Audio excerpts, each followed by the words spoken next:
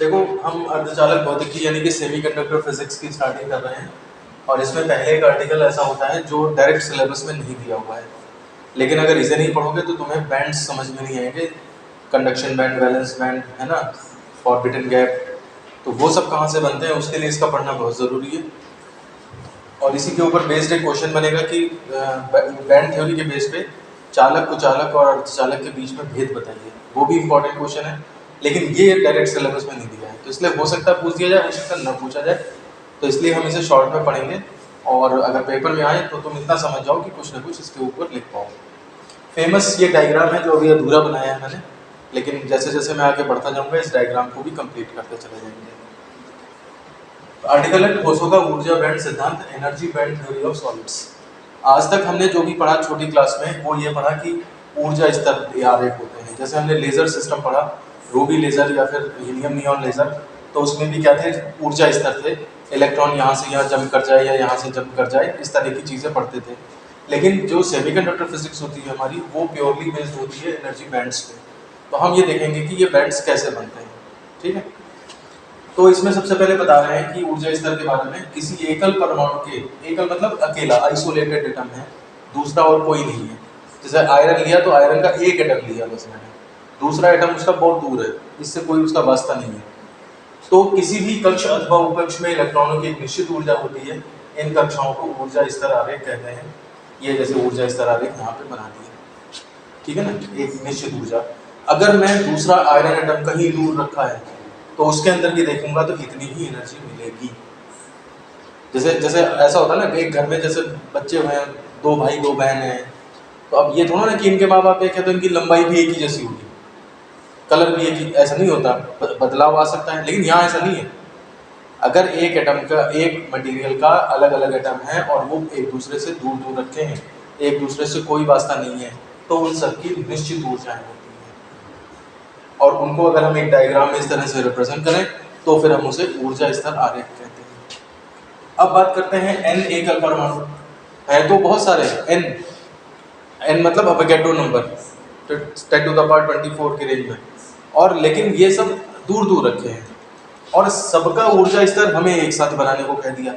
अलग अलग बनाते तो पहले का भी ऐसा बनता, दूसरे का भी ऐसा बनता, तीसरे का भी, चौथे का भी, और एन वालों का सबका अलग अलग बनता। लेकिन मेरे से कहा गया एक ही साथ डायग्राम बनाओ, तो जब मैं एक ही जगह पे डायग्राम बनाऊंगा तो मैं पहले वाले एटम का 1s2 बनाऊंगा, फिर वो दूसरे वाले का बनाऊंगा तो इसी के ऊपर तो पड़ेगा, तीसरे वाले का बनाऊंगा इसी के ऊपर पड़ेगा, क्योंकि सारे बच्चे सेम लेंथ के हैं, सारी ऊर्जाएं जो है वो सेम लेंथ की हैं, समझो, सेम मतलब वैल्यू की हैं। तो इसलिए इसी के ऊपर, इसी के ऊपर, इसी के ऊपर, इसी के ऊपर एन लाइनें आती चली जाएंगी। 2s2 की देखेंगे तो इसी के ऊपर, इसी के ऊपर, इसी के ऊपर, इसी के ऊपर लाइनें आती चली जाएंगी। तो अब है क्या, डायग्राम एक का भी ऐसा ही दिखेगा, एक परमाणु का, और एन परमाणु का भी डायग्राम ऐसा ही दिखेगा। तो इसलिए कहा जाता है एन एकल परमाणु के ऊर्जा स्तर में एन फोल्ड अपभ्रष्टता होती है, n fold degeneracy. N fold degeneracy का मतलब ये है कि ये जो लाइन तुम्हें एक दिखाई दे रही वास्तव में एक नहीं है, वो एन लाइन है, वो एक के पीछे। जैसे मैंने ये उंगलियां ऐसे करी तो 4 उंगली दिख रही हैं, लेकिन जब ये ऐसे कर दूंगा तो ये तुम्हें एक उंगली दिखाई देगी, समझ रहे हो, क्योंकि सबकी लेवल सेम है। अभी लेवल डिफरेंट था, ऊपर नीचे था तो 4 उंगली थी, ऐसे में ये एक ही उंगली रह गई जा करके। तो सेम ऐसे ही ये भी एन है, ये भी एन ऊर्जा स्तर है, ये भी एन ऊर्जा स्तर है, लेकिन है एक दिखाई एक दे रहे हैं। तो अब भ्रष्ट कौन होता है, भ्रष्टता, भ्रष्टाचार किसे कहते हैं? भ्रष्टाचार इसी को तो कहते हैं कि देखने में कुछ ना लगे। जैसे वाले हेलमेट नहीं पहने हो तुमने, उसे दिखाने के लिए तो बिल्कुल एकदम तुम्हें पकड़ लिया कि भाई रूल को फॉलो करा रहा है, लेकिन तुमने चुपचाप जो है एक नोट पकड़ाया तो वो पता लगा वो सब मामला रफा दफा हो गया। तो भ्रष्टाचार इसी को तो कहते हैं। भाई तुम हेलमेट लगाए हो और तुमसे पैसे वसूल ले तो ये बिल्कुल गलत बात होगी, इसको तो कोई भी नकार देगा। लेकिन हेलमेट नहीं लगाए हो और फिर पैसे ले रहा है तो फिर थोड़ी गलती तुम्हारी भी है। तो समझ आ रहा है क्या बोल रहा हूँ? भ्रष्टाचार वहीं पे आएगा जहाँ पे हम झुकेंगे। अगर हम नहीं झुकेंगे, हम सीधे पूरा फाइन भरेंगे और रसीद लेंगे तो कोई दिक्कत नहीं है, ठीक है। तो खैर बहरहाल यहाँ पे बात बता रहा हूँ, ये एन फोल्ड डीजनरेसी होती है। एन एकल परमाणु है, अलग अलग है। अब बात आती है कि वास्तव में ऐसा तो होता नहीं कि आयरन का एन एटम लिए तो सब दूर दूर होंगे। आयरन का एटम, जैसे मान लिया ये प्लास्टिक है, प्लास्टिक या आयरन, ये ताला है समझ लो, ये आयरन का ताला है, तो इसमें तो कितने सारे एटम पास पास पास पास धरे हुए हैं। तो वास्तव में सारे जब ठोस बनता है तो एटम्स पास पास होते हैं। तो अब हम बात करते हैं जब दो एटम आपस में पास पास आने लगते हैं तो उनमें क्या क्या चेंजेस आते हैं, ठीक है। तो उसके लिए हमें एक पढ़ना पड़ेगा ज़ीमैन इफेक्ट। ज़ीमैन इफेक्ट ये फिजिक्स में ही होता है, जीमान प्रभाव और स्टार्क प्रभाव। तो ज़ीमैन इफेक्ट में ये होता है कि जब दो एटम पास पास आते हैं तो उनके जो एनर्जी लेवल्स है, उनकी जो एनर्जी लेवल्स की एनर्जी हैं वो चेंज होने लगती है। किसकी प्रेजेंस में? मैग्नेटिक फील्ड की प्रेजेंस में। चुंबकीय क्षेत्र के प्रभाव में ऊर्जा स्तर जो है वो चेंज होने लगते हैं। जैसे मान लीजिए सपोज करो ये एक एटम है, इसके एनर्जी ये ऊर्जा स्तर है, ठीक। दूसरा एटम ये है, इसके ऊर्जा स्तर ये है, ठीक है। अब इसमें क्या करते हैं, ये एक इलेक्ट्रॉन जो है इस पाथ पे चल रहे हैं और इलेक्ट्रॉन चल रहे हैं तो उसके गोल गोल घूमने से करंट सब लूप बनेगा। किसी आवेश के चलने से धारा बनती है, तो ये धारा लूप का निर्माण करेगा और धारा लूप का निर्माण करेगा तो उससे क्या होगा, चुंबकीय क्षेत्र बनेगा, इसके आसपास चुंबकीय क्षेत्र बनेगा। ऐसे इससे इससे इससे इससे सबसे बनेगा। अब जब तुम पास पास लाओगे तो इसके चुंबकीय क्षेत्र में ये चल रहा है ना, इसके चुंबकीय क्षेत्र में ये चल रहा है, इसी के चुंबकीय क्षेत्र में ये भी चल रहा है, हालांकि दूर है तो उतना प्रभाव नहीं पड़ेगा।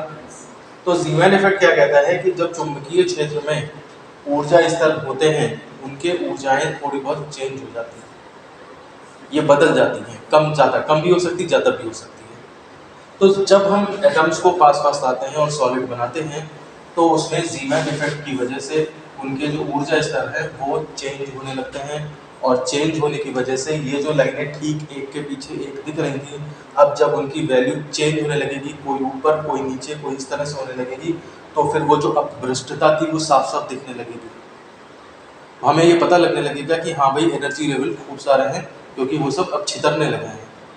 इस चीज़ को कहा जाता है, जैसे हमने इसके पीछे 10 लाइनें थी और वो 10 लाइनें वो ऊपर नीचे इस तरह से आ चुकी हैं, तो हम कहेंगे ये लाइन कई लाइनों में स्प्लिट हो गई, ये लाइन कई लाइनों में विभक्त हो गई। हालांकि वो विभक्त नहीं हुई है, वो केवल ऊपर नीचे हुई हैं, वो दिखने लगी हैं अब, जो कि पहले नहीं दिखाई दे रही थी। एनफोल्ड डिजेनरेसी थी यहाँ पे, वो अब साफ साफ अलग अलग वो लाइनें दिखाई देने लगी हैं। मतलब अब भ्रष्टाचार को जो है वो एंटी करप्शन टीम ने पकड़ लिया है, पता लग गया कि हाँ भाई इसने इतनी घूस दी थी, पहले वो पता ही नहीं लग रहा था, उसकी जेब में गया बस, उसके बाद वो घर पहुंचा, अब वो पैसा उसने कैसे कमाया कोई मतलब नहीं, लेकिन अब जो है पकड़ लिया गया है, वो साफ साफ दिख रही है कि ये 10 लाइनें। तो इसी चीज़ को जो कहा जाता है फिजिक्स की लैंग्वेज में कि हमारा जो एनर्जी लेवल है वो विभक्त हो गया, विभक्त होकर के और ये बैंड बना रहा है। बैंड का मतलब होता है कंटिन्यूअस एनर्जी लेवल्स, कंटिन्यूअस, लगातार, बीच में गैप नहीं है। और तुम देखो गैप होगा भी नहीं।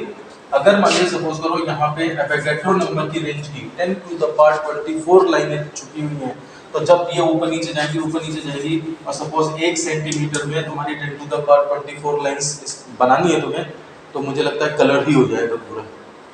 समझ रहे हो, इतनी सारी, हम कह रहे हैं कि 1 सेंटीमीटर की चौड़ाई में 100 लाइनें खींचो पेंसिल से, तुम 100 लाइनें खींचोगे तो 100 नहीं, मतलब पूरा रंग जाएगा ये, और 100 नहीं, यहाँ तो 10⁻2 नहीं, यहाँ 10⁻24 लाइनें होनी है। तो यानी कि इस रेंज की हर पॉसिबल एनर्जी मिलने लगती है हमें, और तब हम उसी को ऊर्जा बैंड कहते हैं। तो जो ऊर्जा स्तर अलग अलग परमाणु थे, तो जो ऊर्जा स्तर थे वही जब सॉलिड बनता है तो वो बैंड में कन्वर्ट होने लगते हैं। समझ रहे हो बात को? अब धीरे धीरे जैसे लाओगे, 2 एटम है, धीरे धीरे ला रहे हो, यहाँ तक तो लाए कोई चेंज नहीं हुआ, फिर और पास लाए तो चेंजेस थोड़े थोड़े शुरू होंगे। तो किस में चेंज होंगे? जो सबसे बाहर हो उसी में तो होंगे। जैसे मान लिया सपोज पुराने टाइम में नहीं होता था, देखा होगा टीवी में, एक राजा की सेना इस तरफ खड़ी, एक राजा की सेना इस तरफ खड़ी, और वो कहते आक्रमण, तो वो चलने लगते थे। तो सबसे डर किसको लगता होगा? सबसे आगे वाले को, वो पहले ही भिड़ेगा, वो मार काट पहले ही उससे मच जाएगी, पीछे वाले तो बाद में आएंगे। समझ रहे हो बात को? तो उसको ज़्यादा टाइम, ज़्यादा खतरे में है वो। तो इसी हिसाब से यहाँ पे एक डायग्राम बनाया जाता है जिसमें अंतरा परमाणु दूरी और क्या क्या ऊर्जाएं हैं, इनके अंदर के बदलाव को प्रदर्शित किया जाता है कि अगर एक एटम इतना है यहाँ पे है और एक एटम फिर धीरे धीरे पास लाएं तो ऊर्जा स्तर कैसे कैसे बदलेंगे।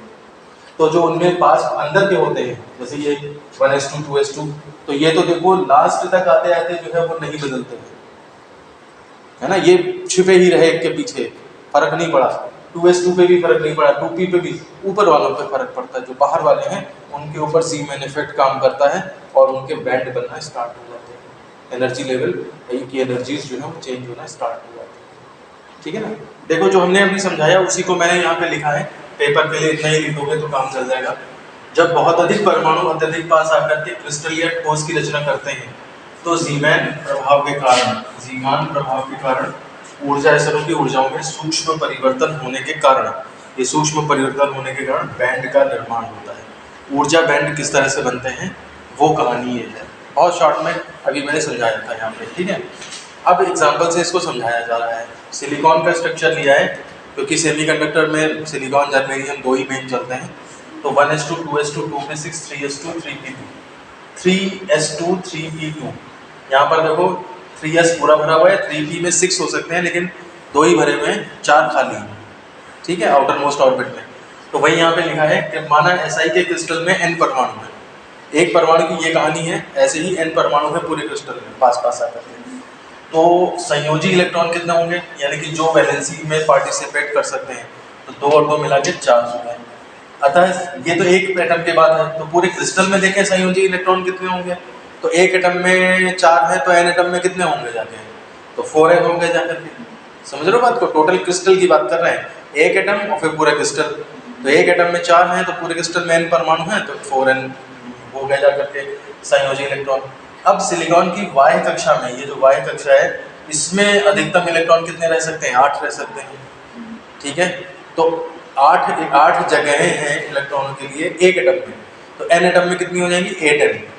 तो वही लिखा है हमने, देखो सिलिकॉन क्रिस्टल में n = 3 में ऊर्जा स्तरों की संख्या जो है वो 8n है, यानी कि 4n इलेक्ट्रॉन्स जो हैं उनके रहने के लिए घर कितने हैं, 8n। जैसे हमारे घर में 2 लोग हों लेकिन कमरे 4 हों, ठीक है ना, तो 2 कमरों में तो 2 लोग रह लेंगे, बाकी 2 कमरों में फिर क्या होगा, कभी घूम के आना है या कभी अलग रहना है, एकांत में शोर मच रहा है तो तीसरे कमरे में चला गया कोई आदमी, है ना। तो वैसे यहाँ पे है, अतः कह सकते हैं कि सिलिकॉन क्रिस्टल में 4n संयोजी इलेक्ट्रॉनों के लिए 8n ऊर्जा स्तर उपलब्ध है। ये कहानी है, और इसी के लिए हम जो है ऊर्जा और अंतरा परमाणविक दूरी के बीच में ग्राफ बना रहे हैं। ये ग्राफ में ध्यान रखना, एक एटम यहाँ पे है तुम्हारा, ठीक है ना, और दूसरा एटम जो है वो यहाँ से पास लाया जा रहा है। तो इतनी दूरी पे, d दूरी पे क्या होगा, जब दोनों के बीच में इतनी दूरी है तो क्या होगा, जब और पास लाए तो क्या होगा, और पास लाए तो क्या होगा, और वास्तव में नेचर में कितनी दूर रहते हो वो ये डिस्टेंस है। समझ रहे हो, अभी मैं बात बता रहा था एकल परमाणु मिल जाए, आइसोलेटेड मिल जाए, आइसोलेटेड मिलता कहाँ है, और लोहा मिलेगा तो पूरा क्रिस्टल ही तो मिलेगा। तो अकेला हो, अगर अलग अलग हो तो क्या होगा, फिर पास लाते गए तो क्या होगा। और इस पोजीशन में क्या हो रहा है, इसमें ऊर्जा लेवल किस तरह से बैंड में कन्वर्ट होंगे, जो ये प्रोसीजर हो रहा है, ये बताया है, ये प्रोसीजर किस तरह से अप्लाई होकर क्या बनेगा, वो हमें सिलिकॉन के लिए स्टडी करना है।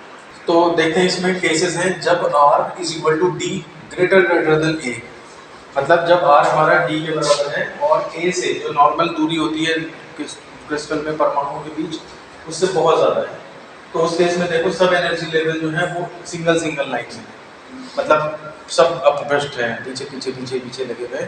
वही हमने लिख दिया परमाणुओं में कोई अंतःक्रिया नहीं होती है क्योंकि दूर है, इसलिए इन परमाणुओं के अपने स्पष्ट ऊर्जा स्तर है, बिल्कुल क्लियर ऊर्जा स्तर है, कोई डिस्टर्बेंस नहीं है, साफ लाइनें एक दिखाई दे रही है। ठीक, जब R between C to D, ये देखो CA है और DA है, C और D के बीच में जब चले तो भी कोई फर्क नहीं पड़ा, तो वही हमने लिख दिया सेम टू केस फर्स्ट, वही हिसाब है। लेकिन जब हम C पे पहुंचते हैं, एट C, इस वाले पॉइंट पे जब हम पहुंचते हैं तो देखो यहाँ से फिर ये स्प्लिटिंग स्टार्ट है, ये स्प्लिटिंग ऐसे, समझ रहे हो बात को, ये टेढ़ा क्यों जा रहा है। कई लोग पूछते हैं कि बैंड तो ऐसे बिल्कुल ऐसे होते हैं सीधे, ये ऐसे क्यों फैल रहा है, इस तरह टेढ़ा मेढ़ा क्यों है। ये टेढ़ा मेढ़ा वो अलग चीज है, जैसे मान लिया सपोज करो अगर B की डिस्टेंस होती तो B पे देखो ये यहाँ, तो ये इतनी चौड़ाइयाँ ले लो यहाँ से, और उस हिसाब से फिर ये वाला ये बन जाएगा और ये वाला जो है ये बन जाएगा। ये उनकी चौड़ाइयों का उस डिस्टेंस पे कितनी वैल्यू है वो निरूपण है, ये बैंड नहीं है जो तुम सोचो, ये बैंड है, ये बैंडों की चौड़ाइयाँ हैं, उस चौड़ाई के हिसाब से बैंड तो तुम्हें बनाने पड़ेंगे। जैसे मान लीजिए सपोज बीच में ले पॉइंट, ये पॉइंट लो, इस समय देखो ये इतना चौड़ाई मिली तो ये बना लिया, उसके बाद गैप छोड़ के फिर यहाँ पे चौड़ाई है तो गैप छोड़ के यहाँ पे बना लिया। समझ रहे हो बात, इसलिए ये टेढ़ा मेढ़ा जैसे दिखता है, ये एक्चुअली बैंड नहीं है, बैंडों की चौड़ाइयाँ हैं। तो अब सी पे क्या होता है, देखो 3s 3p में परिवर्तन प्रारंभ हो जाते हैं। ये 3s और 3p में परिवर्तन प्रारंभ हो जाते हैं, ये लाइनें ऊपर नीचे होने लगती हैं। लेकिन 1s 2s 2p में अभी भी कोई परिवर्तन नहीं है, ये वही की वही लाइन है। ये तो पीछे मैं बना दिया पहले से ही, अदरवाइज धीरे धीरे करके बनाता मैं केसेस के हिसाब से, ठीक है ना। देखो अब बात करते हैं केस फोर्थ की, जब हमारे डिस्टेंस की वैल्यू जो है वो b और c के बीच में है। अब देखो स्प्लिटिंग स्टार्ट हो चुकी है ना, और किसी भी टाइम पे देखो तो दो ऊर्जा बैंड दिख रहे हैं, एक 3s का और एक 3p का। तो वही चीज देखिए 3s और 3p ऊर्जा स्तर की जगह पास पास स्थित ऊर्जा बैंड प्राप्त होते हैं। और बैंड की यहाँ पे डेफिनेशन भी लिख दी है, अति समीप ऊर्जा स्तरों के संग्रह को ही बैंड कहते हैं। वो लाइनें हैं अलग अलग, लेकिन वो इतना क्लोजली हैं, इतनी ज्यादा हैं, ठीक है ना, कि उस केस में मतलब ये कहा जा सकता है कंटिन्यूअस है एक तरह से।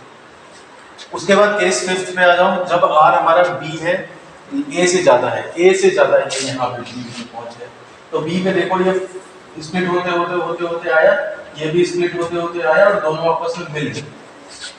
अगर हम b पॉइंट पे एनर्जी लेवल बनाए तो ये यहाँ से लेकर के और पूरा यहाँ तक 1 मिलेगा जाकर के, ठीक है ना। यानी कि यहाँ पर जो 2n थे और 6n एनर्जी लेवल थे, 6 कैसे थे एनर्जी लेवल, इलेक्ट्रॉन नहीं, इलेक्ट्रॉन तो कम है, 2 है 2n, लेकिन 6n जगह थी ना यहाँ पे, और यहाँ पे 2n जगह थी, मिलाकर के 8n हो जाती थी। एक लाइन लिखी थी हमने अभी पहले थोड़ी देर पहले, 8n जगह हैं और 4n इलेक्ट्रॉन्स हैं।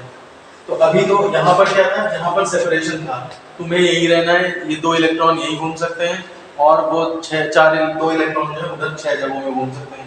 लेकिन अब जब ये मैचअप कर जाते हैं तो फिर पूरे 8n प्लेसेस सब मिल जाते हैं। जैसे मान लो 4 कमरों का मकान था, 2 कमरों में डबल बेड पड़े थे, 2 में पड़े ही नहीं थे, तो मन मार के फिर दूसरी 2 कमरों में रह सकते हैं। लेकिन हमने क्या किया, चारों में डबल बेड डाल दिए, अब तो कोई कहीं भी लेट सकता है। समझ रहे हो, वही चीज है, 2n नीचे के 2n लेवल्स और ऊपर के 6n लेवल्स मिल चुके हैं। हालांकि उनमें दो 2n ही इलेक्ट्रॉन थे, नीचे वाला तो पूरा भरा था, ऊपर वाले में 6n में 2n ही इलेक्ट्रॉन रहते थे, बाकी प्लेसेस खाली थे, ठीक है। तो उस केस में जो है वो यहाँ पे 8n प्लेसेस जो है वो यहाँ पे मिल चुके हैं, कोई कहीं भी अब रह सकता है। तो देखो अब ये डेफिनेशन हो गया, सभी ये तो हो गई थी। यहाँ पर नीचे देखो 3s व 3p ऊर्जा स्तरों के मध्य ऊर्जा अंतराल खत्म हो जाता है, 8n ऊर्जा स्तर सतत रूप से वितरित हो जाते हैं, ठीक है। यह कहा जाता है कि 4n ऊर्जा स्तर पूर्ण रूप से भरा है और 4n ऊर्जा स्तर खाली है। ये टोटल 8n है n ऊर्जा स्तर, इनमें 4n में तो इलेक्ट्रॉन है और 4n खाली है। समझे, अब ऐसे होल कहा जा सकता है, एक एक कमरे की रिपोर्ट ना देके पूरे घर में बोले घर में 2 लोग हैं, ठीक है। ये इस तरह से तुम्हारा ये बनता है। अब हम और अंदर आ जाते हैं, इधर स्प्लिटिंग और स्टार्ट हो जाती है और फिर क्या होता है वो हम देखते हैं। देखो अब हम बात करते हैं r = a, यानी कि ये वाली डिस्टेंस जो कि क्रिस्टल सिलिकॉन क्रिस्टल पे वास्तव में इतनी डिस्टेंस होती है, लगभग 1 एंगस्ट्रॉम वगैरह के बराबर होती है। तो क्रिस्टल में वास्तविक दूरी जो होती है, यानी कि अंतराणविक दूरी जो है वो होती है, उस पर क्या होता है। तो तुम देखो यहाँ पे, अब ये चीज हम अपने हिसाब से अंदाजा नहीं लगा सकते, ये तो होता होगा, ये तो एक है ना मटेरियल की प्रॉपर्टी है, इसमें हम कुछ नहीं कर सकते कि ऐसा ही क्यों हुआ, वैसा क्यों नहीं हुआ, ऐसा क्यों नहीं हो गया। इसमें देखो ये फैलता गया फैलता गया फैलता गया और बीच में फिर दरार पड़ गई, ठीक है ना, जैसे रबड़ जैसे शीट थी, कुछ फैला फैला फैला, बीच में से फिर फटने में लगा। और r = a पे सिचुएशन ये आती है कि ये एनर्जी जो है वो ये बीच में से दरार यहीं से पड़ गई थी, दरार बढ़ते बढ़ते ये चौड़ाई इतनी और इतनी। तो जो 8n मिक्सअप हो गए थे ना, उनमें से 4n भरे हुए नीचे आ जाते हैं जिनमें इलेक्ट्रॉन है, और 4n खाली ऊपर रह जाते हैं। तो इस लेवल पे जो है अगर हम चौड़ाइयाँ बनाएं, इस लेवल पे चौड़ाइयाँ बनाएं, एक तो ये बनता है हमारे पास और एक हमारे पास यहाँ पे ये बनता है, ठीक है ना। और इनके बीच में जो गैप आ जाता है इसे कहा जाता है फॉरबिडन गैप। इसमें जिसमें कि इलेक्ट्रॉन है ये जो है कहलाता है तुम्हारा वैलेंस बैंड। वैलेंस बैंड को हिंदी में कहते हैं संयोजी बैंड। इनकी डेफिनेशन हम अलग से भी देखेंगे और शॉर्ट में बीबी करके बोलते हैं। ये जहाँ पे ये 4 खाली रहते हैं, ये चीजें तुम्हारी खाली 4n लेवल्स हैं, इसको कहा जाता है चालन बैंड, ठीक है ना। अगर इसमें कोई इलेक्ट्रॉन आ जाए तो वो फ्रीली मूव कर सकता है। बैंड थ्योरी में कहा जाता है कि चालन बैंड में चला गया, और नॉर्मल जो थ्योरी होती है जिसमें कि हम पढ़ते हैं इलेक्ट्रिसिटी में, तो उसमें कहा जाता है मुक्त इलेक्ट्रॉन हो गया। इलेक्ट्रॉन का मुक्त होना यहाँ पर चालन बैंड में पहुँचने के इक्विवेलेंट है। और बीच में ये तो चालन बैंड को कंडक्शन बैंड भी कहते हैं, कंडक्शन बैंड इंग्लिश में कहेंगे, या शॉर्ट में सी भी कहते हैं। तो वही चीज हमने लिखी है परम शून्य ताप पर, ये जो चीज बताई जा रही है परम शून्य ताप पर, ठीक है ना। 4n भरे हुए ऊर्जा स्तर 4n खाली ऊर्जा स्तर से एक ऊर्जा अंतराल द्वारा अलग हो जाते हैं। अगर 4n अगर परम शून्य ताप नहीं लोगे तो कुछ इलेक्ट्रॉन हो सकता है उनकी एनर्जी हो वो कुछ ऊपर ही उसमें चले जाए, ठीक है ना। इलेक्ट्रॉन बिल्कुल नॉर्मल जीरो के पे, मतलब कोई एनर्जी नहीं उनके पास, तो सारे जो भरे हुए हैं वो नीचे आ जाते हैं और सारे जो खाली है वो ऊपर चले जाते हैं। ये ऊर्जा अंतराल जो है वर्जित ऊर्जा अंतराल कहते हैं और इसे ईजी से निरूपित करते हैं। वर्जित ऊर्जा अंतराल के नीचे पूर्णतः भरे ऊर्जा स्तर को हम क्या कहते हैं, संयोजी बैंड यानी कि वीबी कहते हैं, तथा ऊपर रिक्त ऊर्जा स्तर को हम चालन बैंड कहते हैं। तो ये पूरा कंसेप्ट था कि किस तरह से जब हम सॉलिड बनाते हैं और एटम्स को पास लाते हैं तो उनके एनर्जी लेवल्स जो है वो आपस में इंटरैक्ट करते हैं ज़ीमैन इफेक्ट के थ्रू, और वो स्प्लिटिंग होते होते डिफरेंट सिचुएशन बनती हैं। और नॉर्मली चूंकि एटम हमारा इस पोजीशन में मिलता है नेचर में, तो इसलिए नेचर में उसके अंदर इस तरह के जो है बैंड्स बने रहते हैं। तो ये एनर्जी लेवल्स जो थे वो एटम बनने की, वो सॉलिड बनने की वजह से वो बैंड्स में इस तरह से कन्वर्ट हो जाते हैं, ठीक है ना। तो इस तरह से ये आर्टिकल कंप्लीट